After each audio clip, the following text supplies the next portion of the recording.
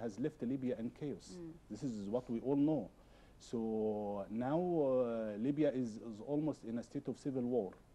When the EU threatens sanctions, so what more sanctions? Libya itself is living in a civil war. State, indeed. Yes.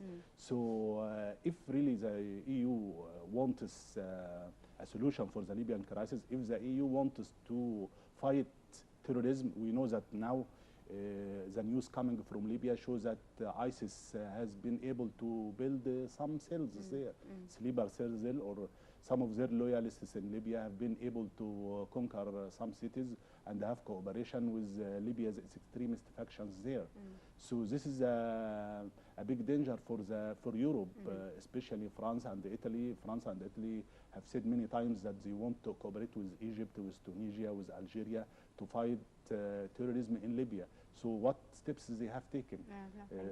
And after all, we see that the EU threatens by imposing more sanctions. On anyone spoiling the talks even. Spoiling. So we know who spoiled. We know the people who spoiled, or the factions who spoiled these talks.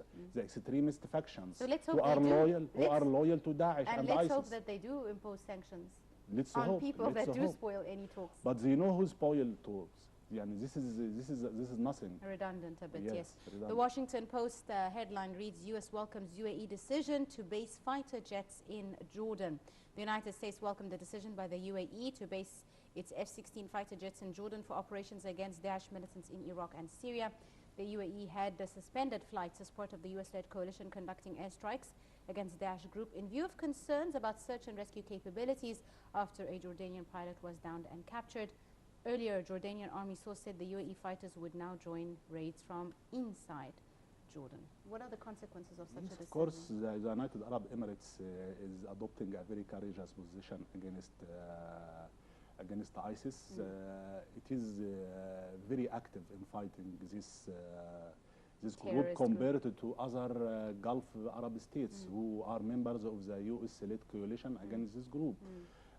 After the Jordanian pilot was burned alive, we read in some Western media that UAE decided to stop its airstrikes on ISIS, fearing in that fear of their own crew and pilots. But now we see that they decided to send more fighter planes to participate. And of course, this is in solidarity with yes, of course, of the fight against Daesh as well as the Jordanian. And as I said, this is a very courageous position from the United Arab Emirates. We know the United Arab Emirates is doing its best to stand against this extremist group.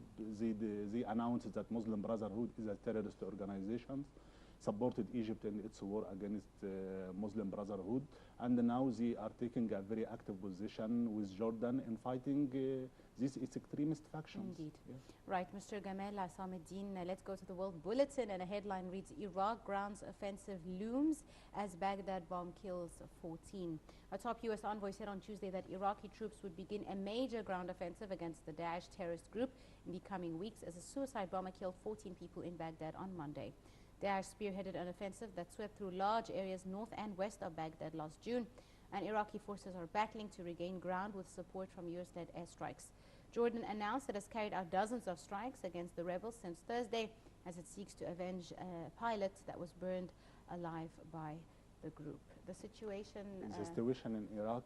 Iraq. I think we read in the last few weeks many times that Iraq will, in cooperation with the American military advisors, that they are going to mount a battle to retake, to retake the big city of Al-Mosul from ISIS.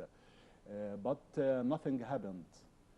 Now we hope that these news are correct and that there will be in the next few days a new battle, a big battle for Al-Mosul. This is a major Iraqi city from ISIS. I think if they were able to restore this city, it will be a very historical development in the fight against ISIS.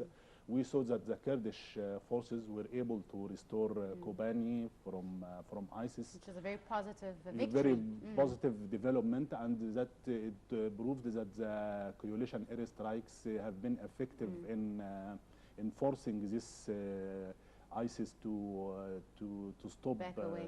Back away. Right. So we hope that the developments will be more positive in the next few days. Indeed, and it's still with the related item, the Gulf today. A headline reads, Bahrain ready to back Jordan fight against Daesh. Again, you were speaking about the Gulf countries and their contribution. Bahrain's ruler told his Jordanian counterpart that he is ready to assist the kingdom in its fight against the Daesh group. King Hamad of Bahrain, quoted in a palace statement, told King Abdullah that he was proud to provide all the help Jordan needs to combat terrorism and protect Islam from Daesh.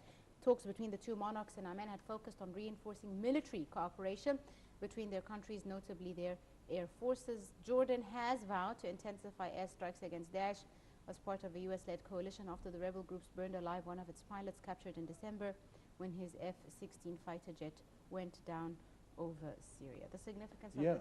Bahrain is also a member of the coalition against ISIS, but Bahrain, compared to the United Arab Emirates, does not have a big fighting power, air power. The United Arab Emirates has a good fleet of fighter planes. We have even known that some women are being used by the United Arab Emirates Army. Which just shows the amount of development in their and the United Arab Emirates is classified as having one of the best armies in the Middle East. But Bahrain, we know Bahrain is passing through some, has been passing through some troubles, sectarian strife and this.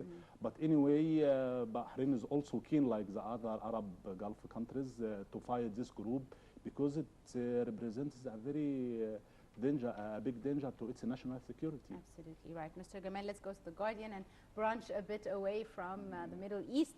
Obama sidesteps Ukraine military option but backs German diplomatic efforts. Barack Obama has thrown his support behind the German diplomatic efforts to contain Russia and Ukraine, hinting that military alternatives under consideration by the White House remain largely symbolic and fraught with danger. In a joint press conference with Angela Merkel aimed at emphasizing Western unity, the U.S. president largely ignored pressure from some in Washington to send arms to Ukraine, preferring instead to keep any future options for ratcheting U.S. support vague.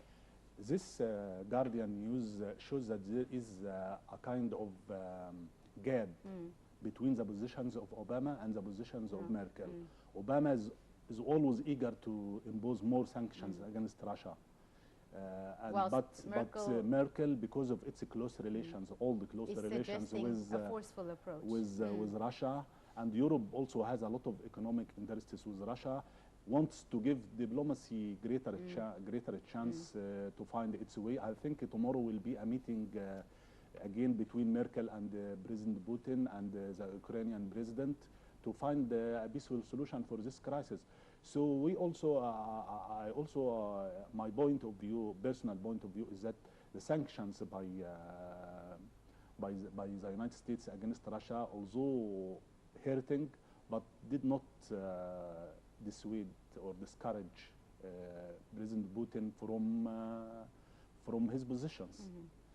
President Putin is still adamant. Yes, adamant that that Russia has security interests in Ukraine, and that it wants this crisis to be solved through dialogue and discussions, not through sanctions.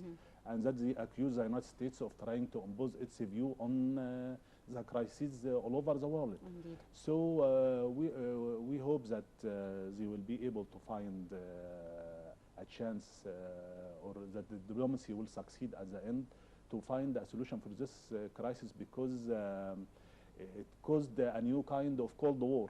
Indeed. We see that there is a new Cold War. Indeed. We do not want to see this, because it also hurts us here in the Middle East. Absolutely, and the whole global financial economy as well.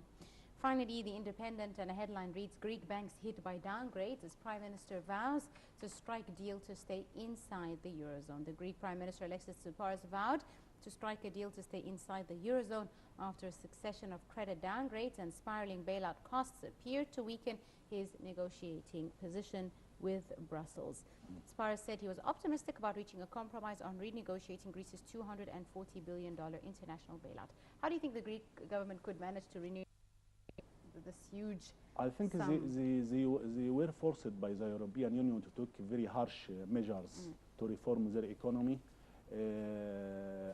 Also, this country has a lot of debts to the European Union, and if it was not able to pay these debts on time, or as they say in economic terms, if it turned to be default or insolvent, so it will be a big crisis with the European Union. And some media, Western media, said that Greece could be forced out of the European Union.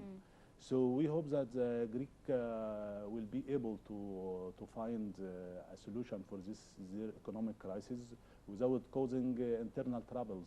Because for the Greeks, the Prime Minister had done quite a victorious thing to win the elections, and he even encouraged Spain and several neighboring countries to follow in the same footsteps. Yes. I'm not highly knowledgeable about the Greek crisis, but I think Greek could this new Prime Minister after getting a big vote in the elections could use this popular support to push the country forward for solving its economic relations with the European Union. Absolutely. Yes. I'm afraid we've run out of time. Mr. Gamal Asamuddin, the Deputy Editor of Al-Ahram Weekly, I'd like to thank you very much, sir. Thank you so much. Thank you very much. Ladies and gentlemen, with that we wrap up this afternoon's edition of The World Today. Many thanks for watching.